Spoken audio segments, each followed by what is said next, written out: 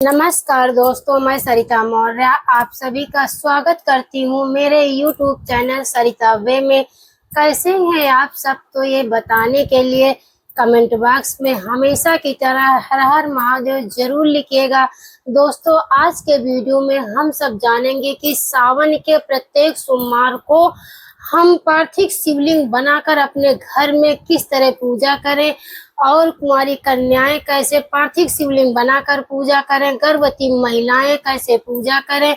आज बहुत सी जानकारी आज आपको इस वीडियो में मिलेगी और हम पार्थिव शिवलिंग बनाकर आपको पूजा करते हुए सही तरीके से दिखाएंगे, सरल तरीके से दिखाएंगे कि पूजा कैसे की जाती है। और जब हम पार्थिव शिवलिंग बनाकर पूजा करें तो हम वो शिवलिंग को विसर्जित कब करें, बहुत सी जानकारी आज आपको इस वीडियो में मिलेगी। बने रहिएगा मेरे साथ मेरे चैनल में। अगर वीडियो पसंद आता है तो प्लीज वीडियो को लाइक और चैनल को सब्सक्राइब कर लीजिएगा। तो चलिए दोस्तों, आज हम आप सबको दिखाते हैं कि पार्थिव शिवलिंग कैसे बनाना है और पार्थिव शिवलिंग बनाकर हम कैसे पूजा करें। पूजा करने के बाद हम कितनी देर बाद शिवलिंग का विसर्जन करें।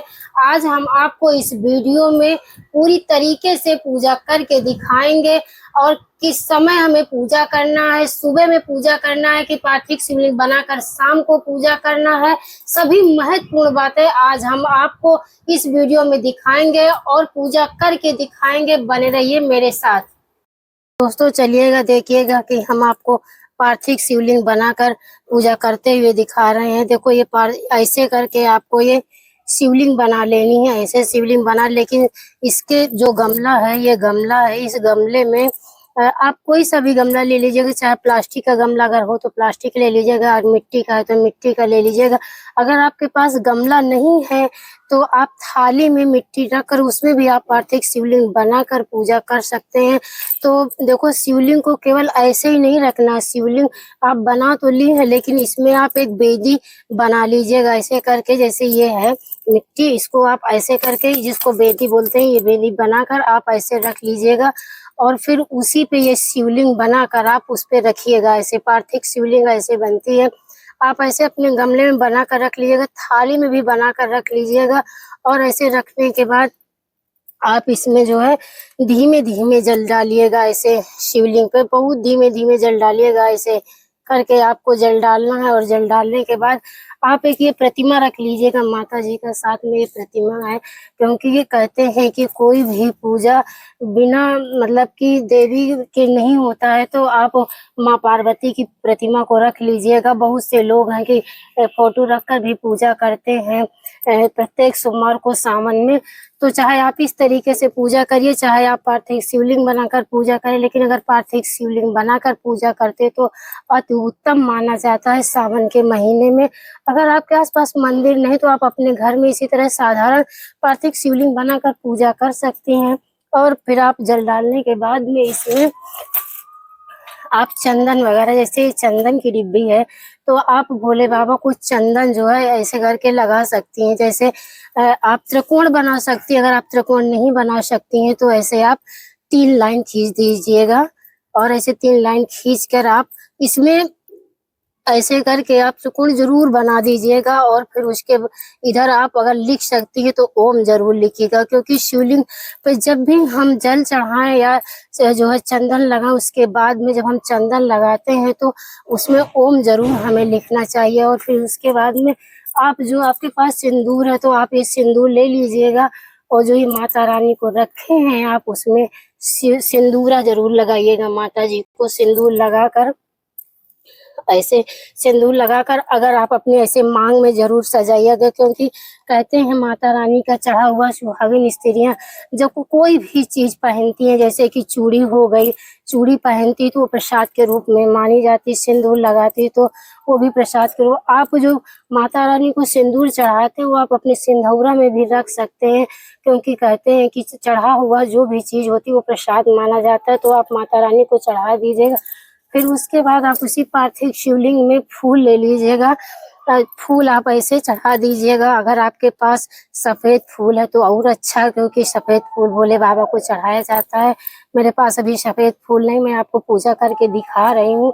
और फिर ये फूल आप ले लीजिएगा, माता रानी को जरूर चढ़ा दीजिएगा, क्योंकि माता रानी को भी साथ में हर चीज चढ़ाई जाएगी, तो इसीलिए माता रानी को आप चढ़ा दीजिएगा। आपके पास बिंदी है हरी, तो आप बिंदी भी चढ़ा सकती हैं, लिपस्टिक चढ़ा सकते हैं, नेल पॉलिश चढ़ा सकती हैं। सुहाग की कोई भी चीज आप माता रानी को समर्पित करके ही अपने ऊपर मतलब धारण करें तो वो प्रसाद के रूप में माना जाता है।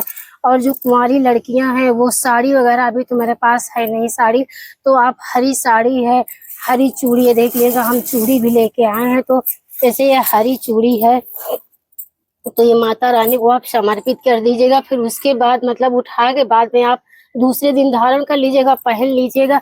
जरूरी नहीं है कि अगर आपके पास पुरानी चूड़ी है हरी पहले से रखी है तो आप उसको पहन लीजिएगा, लेकिन माता जी को जरूर चढ़ाइएगा। सावन में जो है हरी चीज बहुत ही उत्तम मानी जाती है, इसीलिए हर चीज माता रानी को चढ़ाना चाहिए। बिंदी है, सिंदूर है, सब कुछ चढ़ाना चाहिए। फिर भोले बाबा को जब आप पार्थिव शिवलिंग पे फूल चढ़ा देती हैं तो आपको ये काला तिल, ये काला तिल भोले बाबा को आपको समर्पित करना है। मंत्र पढ़ते हुए, चाहे ओम नमः शिवाय का जाप आप करें, चाहे श्री शिवाय नमस्तुभ्यम का जाप करें। अगर वो भी नहीं कर सकती तो आप बम बम भोले तो बोल ही सकती हैं सावन के महीने में। तो आप जो है काला तिल भी चढ़ा सकती हैं। और अगर आपके पास उपलब्ध है तो आप ये मूंग है, साबुत मूंग, इसको भी आप चढ़ा सकती हैं। बहुत चीज चढ़ाई जाती है। बेलपत्री आपके पास है तो बेलपत्री भी आप चढ़ा सकती हैं। भांग धतूरा, सावन के महीने में सब चीज आसानी से मिल भी जाती है, तो आप पार्थिव शिवलिंग पर चढ़ाकर आप साधारण तरीके से पूजा अपने घर में कर सकती हैं। और करने के बाद एक चीज का विशेष ध्यान रहे कि आपको शिवलिंग के पास दीपक जरूर जलाना चाहिए। देखो ये दीपक है, हम आपको प्रज्वलित करके दिखा रहे हैं। ये दीपक है, इसको जो है बिना दीपक के पूजा अधूरा माना जाता है, तो आपको दीपक जला लेनी है। और ये धूप बत्ती है, ये धूप बत्ती है, धूप बत्ती को भी हम जला लेते हैं। जलाने के बाद हम भोले बाबा का पूजा करेंगे, और पूजा करने के बाद हम आपको दिखा रहे हैं, क्योंकि कहते हैं कि सावन के महीने में भोले बाबा का पूजा बहुत ही अति उत्तम माना गया है। दोस्तों ये देखिएगा, बेलपत्री में ऐसे आपको ऐसे करके टीका लगाना, और टीका लगा के भोले बाबा के पार्थिव शिवलिंग पर ऐसे आपको समर्पित कर देना, यानी कि चढ़ा देना है। और चढ़ाने के बाद में आप जो भी भोग प्रसाद ले गए हैं, मिश्री है, जो भी आपके पास है वो आप चढ़ा सकते हो। चढ़ाने के बाद में जो जला हुआ दीपक है, इस दीपक को आप लेके ओम जय ओमकारा का मतलब कि आरती करने के बाद, आप आरती करने के बाद इसको आप इसी गमले में रखेंगी, बाहर नहीं रखेंगी, इसी गमले में रख देना। फिर उसके बाद आप ये धूप बत्ती लेके भगवान की पूजा करना और माता रानी की भी पूजा करना, क्योंकि कहते हैं कि बिना स्त्री की कोई पूजा नहीं मानी जाती है, वो अधूरी होती है। तो इस तरह आप जो माता रानी की प्रतिमा रखें उसमें भी आप जो है धूप बत्ती से पूजा कर सकती है। और उसके बाद दोस्तों बता दें कि फिर जब आप भोले बाबा को कलावा भी चढ़ा सकती हैं, अगर आपके पास है तो। अगर आपके पास जनेऊ हो तो जनेऊ भी चढ़ा सकती है। आपके पास जो कुछ उपलब्ध है, कहते हैं कि जो किसी के ऊपर नहीं चढ़ता वो भोले बाबा के ऊपर चढ़ता है। भोले बाबा के ऊपर तो आप तो जानते हैं कि दूबा वगैरह मतलब कि सब कुछ चढ़ता है। समी का पत्ता अगर आपके पास तो समी का पत्ता भी चढ़ा सकती हैं। और चढ़ाने के बाद आप जो है पूजा करने के बाद इसको आप 2 घंटे बाद, तुरंत नहीं, अगर आप सुबह में पूजा करती है तो इसी तरह आपको पूजा करनी है। और पूजा करने के बाद आपको तुरंत विसर्जन नहीं करना है। अगर आप सुबह पार्थिव शिवलिंग बनाकर पूजा करती हैं तो आपको शाम को मतलब विसर्जित करना। और विसर्जित कैसे करना मैं आपको बताऊंगी। विसर्जन ऐसे करना कि जैसे कि आप ये शिवलिंग रखा तो पूरे गमले में पूरा पानी भर दीजिएगा। ऐसा नहीं कि आप शिवलिंग को गिरा दी तो उसको विसर्जित कर दिए, तोड़ दी विसर्जित कर दिया, ऐसा नहीं करना। गमले को थोड़ा खाली करके चारों तरफ से इसमें पूरा जल से आप भर दीजिएगा। मिट्टी है उसी में फिर घुल जाएगी। फिर अगले प्रत्येक सोमवार को जब आप सावन में व्रत रखें तो फिर से इसी तरह पार्थिव शिवलिंग बनाए, फिर पूजा करें भोले बाबा को। आपको प्रत्येक सोमवार सावन के इसी तरह शिवलिंग बनाकर पूजा करना है और विसर्जित करना है। और लेकिन एक बात का विशेष ध्यान रहे, जो बहनें शाम को पार्थिव शिवलिंग बनाकर पूजा करती हैं, जो बहनें शाम को पार्थिव शिवलिंग बनाकर पूजा करती हैं, तो वो सुबह विसर्जित करेंगे, शाम को विसर्जित नहीं करेंगे, क्योंकि शाम को विसर्जन नहीं किया जाता। तुरंत पूजा करने के बाद तुरंत विसर्जन नहीं किया जाता। तो आप सुबह, अगर शाम में पूजा करती तो सुबह विसर्जित कर दीजिए। अगर आप सुबह पूजा करती है तो आप पार्थिव शिवलिंग को शाम को विसर्जन कर दीजिएगा। तो इसी तरह आपको प्रत्येक सोमवार में सावन में पूजा करनी है साधारण तरीके से। अगर आपके आसपास कोई मंदिर है तो आप मंदिर भी जाकर पूजा कर सकती हैं, और अगर आपके पास बेलपत्री नहीं है तो आप मंदिर में जाकर, क्योंकि बेलपत्री कभी बासी नहीं होती, बेलपत्री को आप धुल के फिर से आप भोले बाबा को समर्पित कर सकती हैं, क्योंकि जो है बेलपत्री कभी मतलब जूठा नहीं होता है। आप कितनी भी बेलपत्री चढ़ी हो उसको आप धुल के और फिर से भोले बाबा को आप समर्पित कर सकती हैं। लेकिन एक बात का विशेष ध्यान रहे दोस्तों, कि अगर आप मंदिर जाती हैं तो अपने घर से सारी सामग्री लेकर पूजा में बैठें, बार बार पूजा से उठना नहीं। आप जब पार्थिव शिवलिंग की पूजा करने बैठे दोस्तों तो सारी सामग्री इकट्ठा करके बैठे, क्योंकि पूजा कोई भी पूजा हो बार बार उठा नहीं जाता है। इसीलिए हमें पूजा करने से पहले सारी तैयारी कर लेनी चाहिए, फिर उसके बाद पूजा करना चाहिए, क्योंकि पूजा के समय में बार बार बोलना नहीं चाहिए। और जब हम सावन के सोमवार व्रत रखें तो दोस्तों लहसुन प्याज न खाएं, इस चीज का आपको विशेष ध्यान रखना है, क्योंकि शुद्ध और सात्विक भोजन ही व्रत में किया जाता है। ये तो सबको मालूम है। बहुत से लोग जल फल का व्रत करते हैं, बहुत से लोग सेंधा नमक खाते हैं। अपने अपने स्वास्थ्य को ध्यान में रखते हुए पूजा करें। लेकिन एक बात आपको बताते कि जो कुंवारी कन्याएं हैं वो कोई वस्त्र भोले बाबा को दान करें, जैसे कि वो अपनी शादी को लेकर व्रत करती हैं या अपनी नौकरी को लेकर व्रत करती हैं, तो आप जिस माध्यम से व्रत रखती है, जैसे आप शादी को लेकर व्रत करती कि भोले बाबा हम पार्थिव शिवलिंग बनाकर पूजा करेंगे, मेरी शादी जल्दी हो जाए, तो आप सुहाग की सामान जरूर चढ़ाइएगा।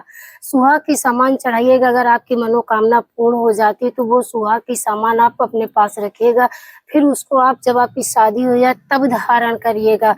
और एक चीज का विशेष ध्यान रहे कि गर्भवती जो महिलाएं हैं वो पार्थिव शिवलिंग नहीं बनाएंगी, क्योंकि पार्थिव शिवलिंग गर्भवती महिलाएं नहीं बनाती हैं। और मंदिर न जाएं, मंदिर अगर जाएं भी तो दूर से ही भोले बाबा को प्रणाम कर लें, पूजा पाठ ना करें, क्योंकि शिवलिंग को स्पर्श ना करें। शिवलिंग को स्पर्श नहीं किया जाता। कहते हैं गर्भवती महिला अगर शिवलिंग को स्पर्श करती है तो बहुत बड़ा पाप लगता है दोस्तों। तो क्यों पाप के भागीदारी हम लोग बने, तो जो है आपको शिवलिंग को स्पर्श नहीं करना है। एक बात का और विशेष ध्यान रहे कि अगर हम शिवलिंग पर कोई भी प्रसाद चढ़ाते, शिवलिंग के ऊपर तो प्रसाद आपको चढ़ाना नहीं है। इस बात का विशेष ध्यान रहे, क्योंकि शिवलिंग पर चढ़ा हुआ प्रसाद खाने से बहुत बड़ा पाप लगता है। तो आप शिवलिंग पर स्पर्श करके आप नीचे कोई भी फल चढ़ा सकती है, उसको आप ला सकती है। लेकिन कहो कि शिवलिंग के ऊपर हम कोई सा फल चढ़ा दे और फिर उसको ला के हम ग्रहण करें, तो ऐसा नहीं, उसको नहीं खाया जाता, बहुत बड़ा पाप लगता है। तो इस चीज को आपको विशेष ध्यान रखना है। और इसी तरह हमको प्रत्येक सोमवार को शिवलिंग बनानी है, तो इसी तरह में पार्थिव शिवलिंग बनानी है और बना के पूजा करना है साधारण तरीके से, और इसी तरह विसर्जन करना है जिस तरह हमने बताया है। आज का वीडियो यहीं तक था। अगर वीडियो पसंद आए तो वीडियो को लाइक और चैनल को सब्सक्राइब कर लीजिएगा। फिर मैं मिलती हूँ एक नए वीडियो के साथ। स्वस्थ रहिए, सुरक्षित रहिए और जहाँ भी रहिए खूब खुश रहिए। धन्यवाद।